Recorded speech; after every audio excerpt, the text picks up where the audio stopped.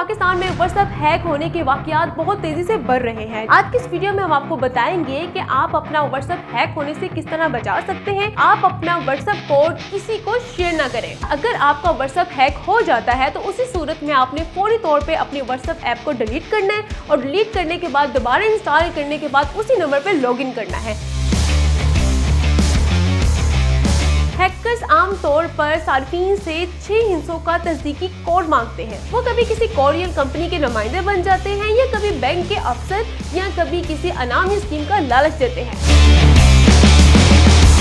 जैसे ही 6 हिस्सों पे मबनी अपना कोड आप हैकर से लाजमी में शेयर करते हैं, साथ ही हैकर दूसरी डिवाइस से आपका व्हाट्सएप लॉगिन कर लेते हैं और आपका व्हाट्सएप लॉगिन करने के बाद आपके किसी रिश्तेदारों या दोस्तों से पैसे मांगना शुरू कर देते हैं। माहिरीन के मुताबिक आप अपना व्हाट्सएप कोड कभी भी किसी भी वेरिफिकेशन के लिए किसी को शेयर ना करें।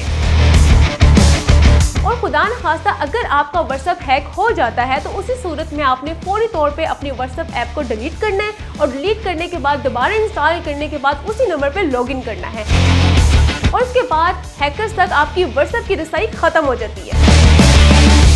और इसके अलावा व्हाट्सएप की सेटिंग में जाके 2 स्टेप वेरिफिकेशन की ऑप्शन को लाजमी फॉलो करें और कोशिश करें मशकूक लिंक या जाली ऑफर से हमेशा दूर रहें। एक इतलात के मुताबिक व्हाट्सएप के मालिक मेटा पाकिस्तानी व्हाट्सएप को सिक्योर करने के लिए एक नया सिक्योरिटी फीचर मुतारुफ करवा रही है ताकि सिर्फ एक OTP के जरिए किसी का व्हाट्सएप हैक ना किया जा सके। इस हवाले से आपकी क्या राय कमेंट सेक्शन में जरूर शेयर करेगा।